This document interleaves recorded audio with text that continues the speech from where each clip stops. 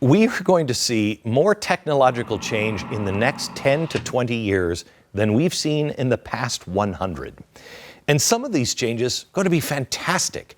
The advancements in medicine alone is going to be revolutionary, almost utopian. It will completely change healthcare. For instance, Organovo. It's a company that builds human organs from 3D bioprinters. What does this mean? Well, it means that waiting on an organ list for a transplant is a thing of the past. The company predicts that vein and artery transplants will be available in 5 years. Complex organs like livers and hearts within 10. Other advancements like nanotechnology and bionic implants will make what once was impossible, possible.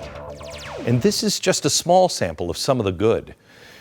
But there are things to be concerned about, and it really revolves around us as people and a society. And it concerns me. As an economy takes a dive, more and more companies will take a look to innovate in order to cut costs while simultaneously increasing production. Cut costs, increase production. That's a fancy way of saying, how do we get rid of all of our workers and keep selling junk?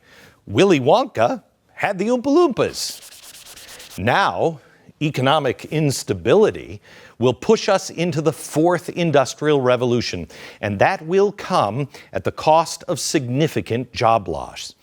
Now, we've heard about manufacturing jobs being outsourced overseas.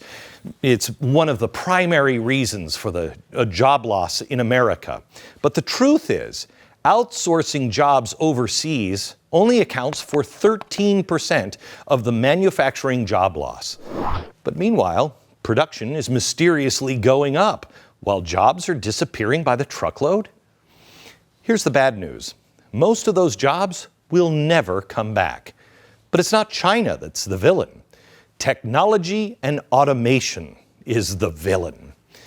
MIT recently did a study that analyzed the effects of robots and automation that it had on the job from 1993 to 2007.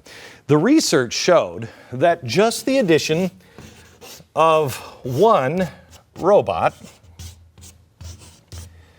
cut the jobs of 6 workers.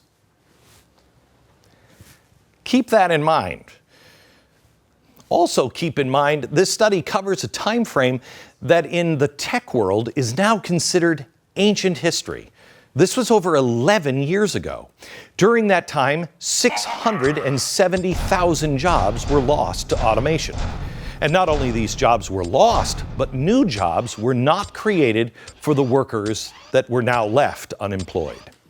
Extrapolating that study and those folks at MIT, they're pretty smart people, we're looking now at a loss of over 3 million jobs, all of them erased by robots and automation by the year 2020. That's just 2 years from now. And those figures are very conservative.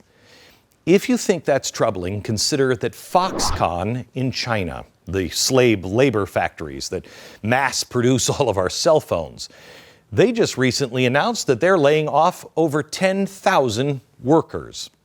Why? Automation. It's gotten to the point where China is now replacing slaves with robots. When that happens, do you think we're ever going to be able to replace those jobs here? These are also just manufacturing jobs. It doesn't calculate the effects of artificial intelligence. It doesn't include other industries that are also already going heavily automated. Have you been to a fast food joint lately? Right now, you can, at many of them, bypass the human and order from a touch screen. Did you go Christmas shopping? Did you actually shop in a real store? Companies like Amazon are taking over the market. Transportation, Uber. Cars are going to go driverless. How many Uber drivers will lose their job? How many taxi cab drivers, truckers, limo drivers? How many will be looking for work? How many car dealerships will go out of business? Conservative estimates show over 5 million lost jobs in the auto industry alone in the near future. I want you to stop right now and have this conversation with your kids. because there is a very high probability that the job they want to do when they grow up won't even exist. Let me give you an example of what's coming. In 2014, the price of oil crashed. After hitting nearly $150 a barrel, the price dipped to $70. American technological breakthroughs in fracking were causing an oil glut. But that's not what I want to focus on. Typically, the Saudis should have cut production to bring the price back up. But they knew that fracking was expensive. The amount of workers needed to pull it off demanded high oil prices. So the Saudis kept production high and tried to bring the price really low to bleed American fracking companies of cash. In the beginning, the strategy was working. The price of oil continued to drop and oil rigs fell off. It just cost too much money for frackers to keep up. But as oil rigs dropped off, so did the U.S. oil worker.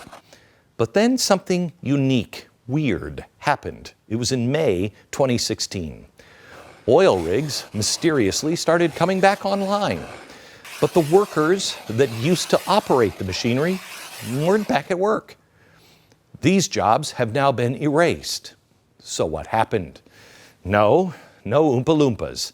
Fracking was so expensive due to the amount of workers required to operate the gear that companies had two options. They either had to close down the shop or they had to give up or innovate. They picked innovation. They invented what is called the Iron Roughneck.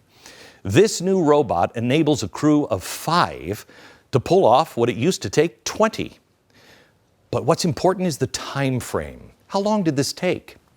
Economic instability for the oil companies forced them to take a leap that probably they wouldn't have taken for another decade. And this was accomplished in under 2 years. Meanwhile, hundreds of thousands of oil jobs are not only gone, but not coming back.